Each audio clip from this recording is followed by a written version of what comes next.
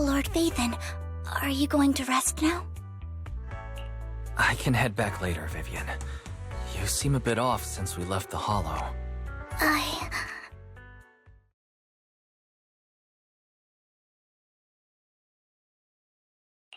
If you want to talk about what's bothering you, I'm here. Sometimes it helps to get it out. I didn't mean to keep my past from you, Lord Phaethon. When I was little, people thought I brought misfortune, so no matter where I went, no one wanted me around for long. Then, one day, Landon adopted me and brought me to the Exaltists. There, I met Dina, who was so kind to me, treating me like a dear sister. She told me her father, Landon, was a great man who'd one day make everyone stop fearing the Hollows, so all life could live freely inside and outside of them. Dina helped Landon pick people for the blessing, and everyone in the Exaltists respected her greatly. Those who received the blessing would have a better ether aptitude, allowing them to enter the Hollow freely without fear of sudden disaster. Back then, Dina would chat with me every day, always about the Exaltists and her father. But things between us shifted when Landon asked me to step in for Dina. Landon told me I didn't only bring misfortune, and that if I listened to him, I could actually help people. After that, he'd take me to meet people, and if I shed tears, he'd give them a blessing medicine. Those who got the blessing could dodge calamities. At first, I was ecstatic, thinking I could help others. I shared my joy with Dina, but that was when she started to pull away from me. Was that blessing medicine the same sacrifice serum Bringer had? Yes. To be precise, it was an early version of the sacrifice serum. Landon's medicine wasn't stable. The medicine Landon developed could boost abilities quickly, but also sped up the development of ether corruption. In the end, most people turned into ethereals, and a few became sacrifices, losing all human consciousness. The ethereals were killed while the sacrifices were given to the higher-ups of the Exaltists. The Exaltists wanted the sacrifices to hold human consciousness, so Landon's medicine was seen as a failure, and he gradually lost influence within the Exaltists. One day, I saw Dina, and tears streamed down my face. In a bid to save his reputation, Landon decided to let his own daughter receive the blessing. I had always thought that getting the blessing was a good thing, until I saw terror in Dina's eyes that day. That evening, I broke Landon's rules for the first time, and followed him out of the Exaltist's residence. I trailed him to the Hollow, where I witnessed someone who had been blessed becoming corrupted. In the end, that person became an ethereal. Then, without hesitation, Landon killed him. Before Landon returned, I went back to the residence and snuck into his study. And there, I uncovered the truths I just told you. And just a few days later, it was time for Dina to be blessed. I wanted to save her and stop anyone else from getting deceived. So, that day, I told everyone present that Landon should be the one to receive the blessing, not Dina. At first, Landon argued, and no one believed me. But, in front of them all, I looked at him and let my tears fall.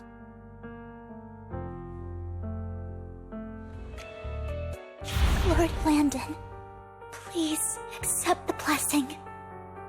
Vivian, you... Why won't you accept the blessing? Were you lying to us? Ungrateful fools! You have no use anymore! Liar! Run! Run! Dina! Dina, wake up! We have to go! Vivian? What's happening? Listen to me! Lord Landon's so-called blessing isn't...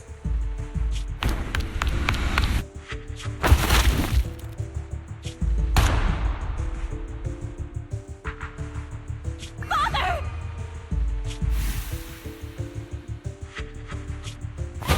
No, I was just... Mom, I want to go home. It's got nothing to do with us. This is just what happens when you don't accept the blessing. Vivian, was this you? Tina, I just didn't want you to accept the blessing. Everyone who does ends up... I just don't want to lose my father. You knew? If you knew what he's done, you... He's my father. He's all I have. Stop being self-righteous, Vivian. You only ever bring misfortune.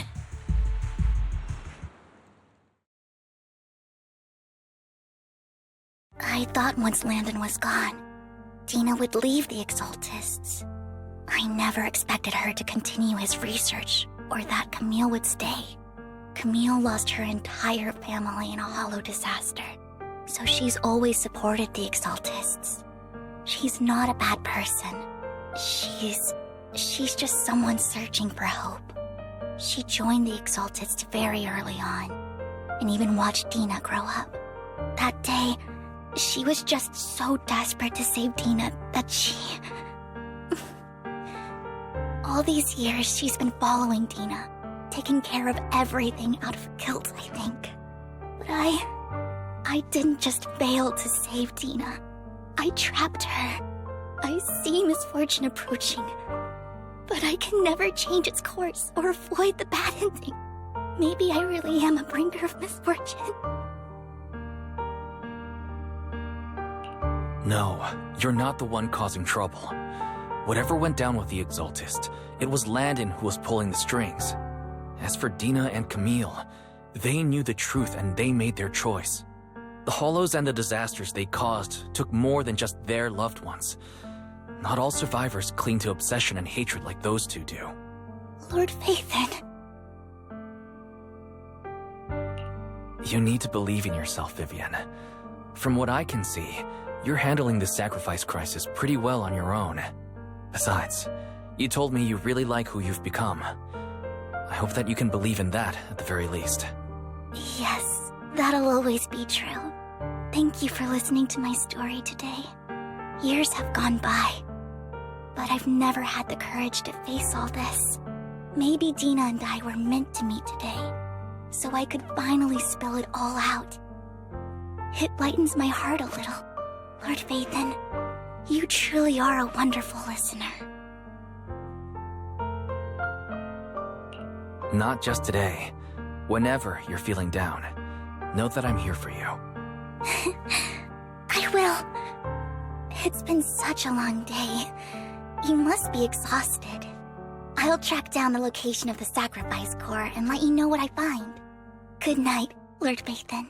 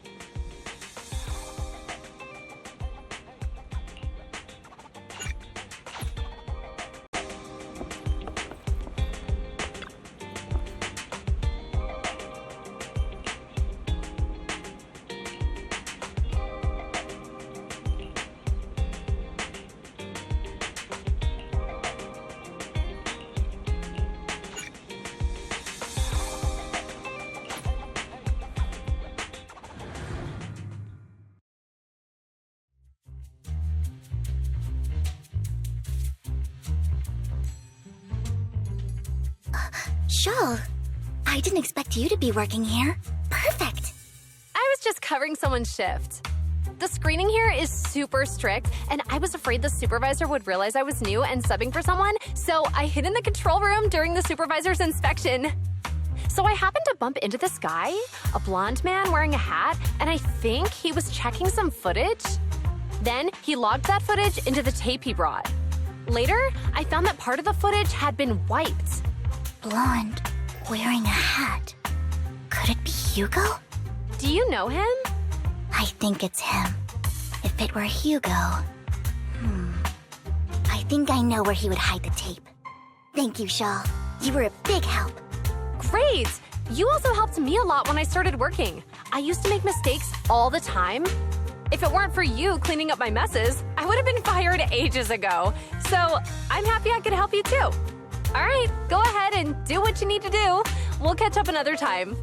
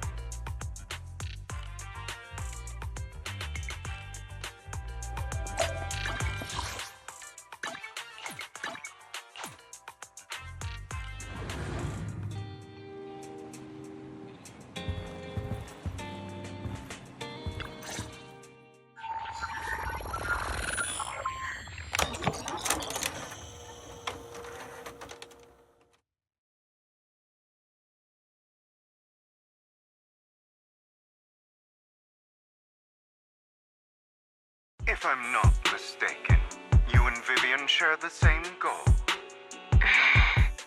Silence is no good for negotiation. I just don't want Dina to reach a point of no return. Hasn't she already reached that point with what she's doing? The formula for the Landon serum was lost, but a batch survived, and Dina was able to develop a substance that can be used for mind control. She's trying to combine the two to make sacrifices that would obey human commands. If the dormant sacrifice and the remaining Landon serum are destroyed, we can put an end to this. Dina's concoction can't create sacrifices on its own. And the sacrifice core? That belongs to the creator, not her. Although I find Landon's methods despicable, I can't deny that the Exaltists and the creator are leading us in the right direction. I just don't want Dina to spend her life trapped by her father's mistakes. I mean, no offense, but I find your protectiveness rather weird. I will confirm the location of the dormant sacrifice and find the chance to relay the information to you. I do not want any of my people to be going into danger. As for the sacrifice core, I can only guarantee that it will not fall into her hands. As for how things will ultimately play out, The creator will guide me.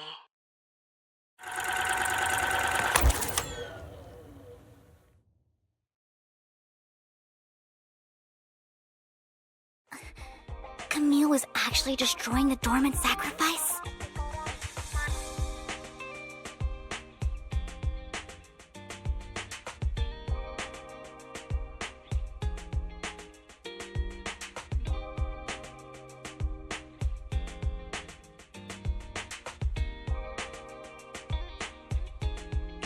Compared to Camille's motives, I'm more concerned about whether Hugo has more plans lined up.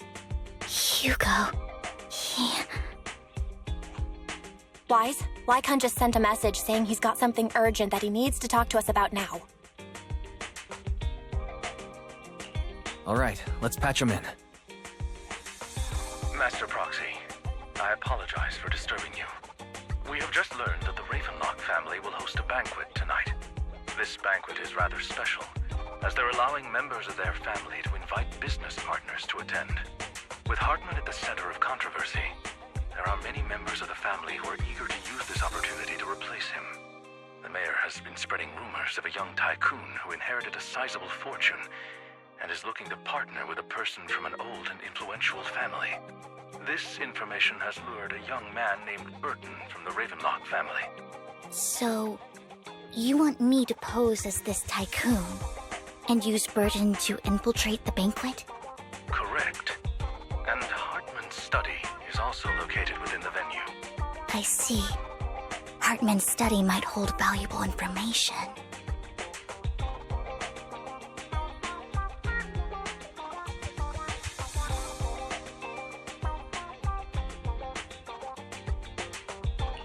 It seems like there's nothing left for me to do.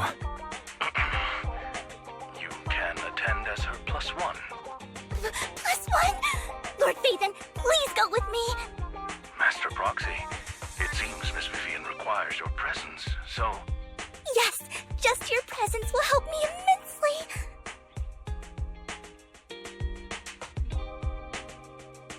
Sure. If we go together, we'll be able to keep an eye out for each other. I'll accompany Vivian. I'll send you the time and place for the meeting with Burton. If you encounter any danger, please evacuate immediately or contact me for backup. I hope everything goes well for you tonight.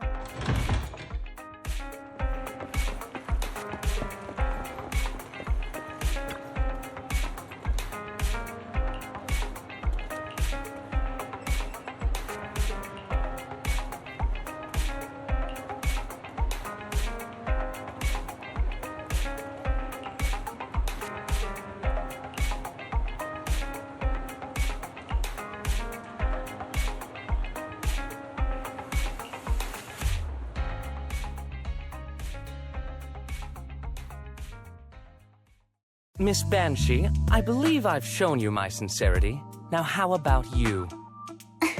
Sincerity? My presence here is a show of sincerity. If we're to work together, Miss Banshee, you should drop your pretentious act.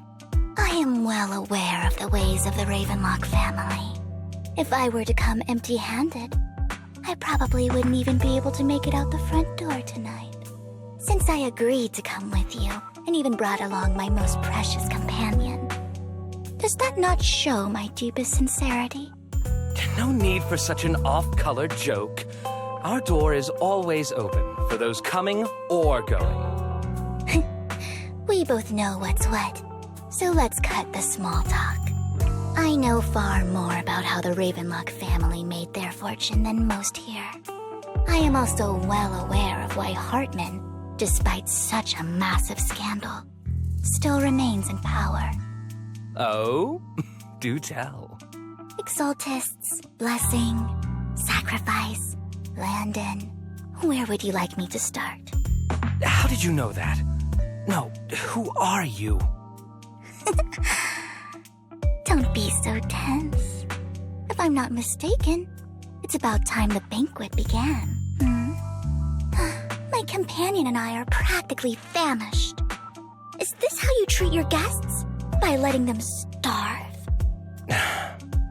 Perhaps when we've had our fill, we'll remember where the sacrifice is hidden. You know where the sacrifice is? So, can we go get something to eat now? And I'm also looking forward to receiving a special dessert from you. We can discuss what you wish to know while we enjoy dessert. Of course. I wouldn't let such an important guest discuss matters on an empty stomach. As for dessert, I will prepare it myself, and I guarantee it will satisfy you. I'll come find you later. I wish you a pleasant evening.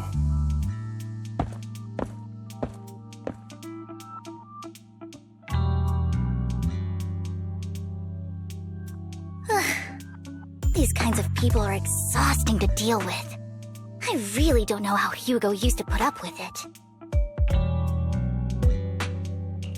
Was there a special meaning to the dessert you mentioned just now? I thought he'd stay for longer, but he left once you said that. Hugo taught me that bringing up dessert in such situations is a way of telling the other party they need to offer more.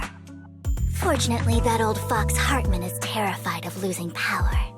He's definitely keeping the destruction of the sacrifice and the fact that the sacrifice core is fake hidden from the other family members. Otherwise, Burton wouldn't have been so willing to raise his offer.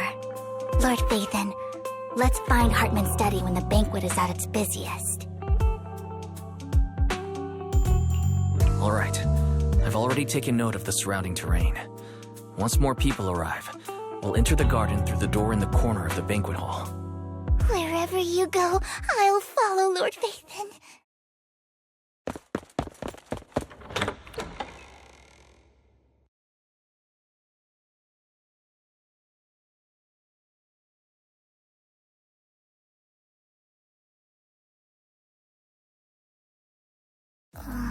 Isn't this going a bit too well?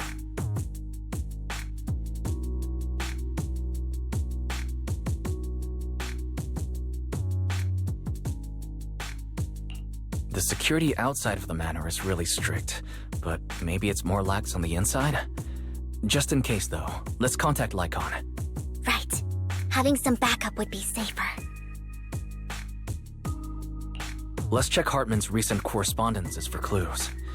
I still have concerns about the sacrifice core. Right. Though the core he gave Dina was fake, Hartman might have left a trick up his sleeve and hid the real one.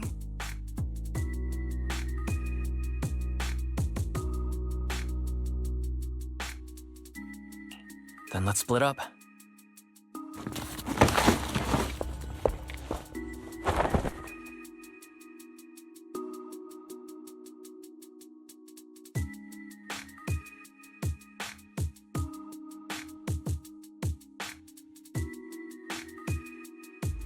Esteemed guests, is the catering at the Ravenlock family banquet not to your satisfaction? So much so that these two distinguished guests felt the need to come to my humble office to scavenge for food. Don't want to come out? Well, after all, you don't have long left. Burton, that greedy idiot, fell for the mayor's trap. But I never expected that he would bring you into my territory. I suppose I should thank him. Otherwise, I would have had to go to great lengths to eliminate you. Vivian, Phaethon, give Hugo my regards. Tell him I shall be taking the wealth and power of the Ravenlock family for myself.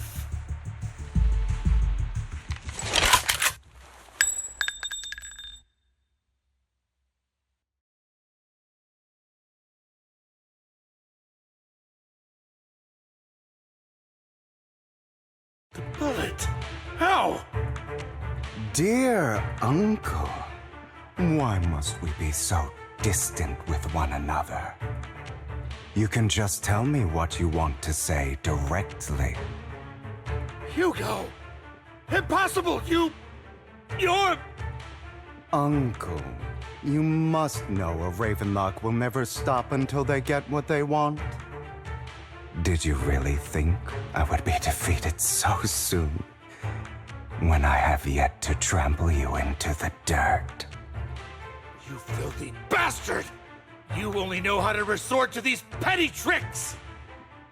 Petty tricks?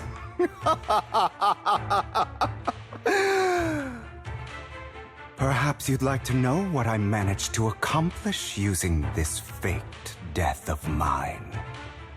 My dear Uncle.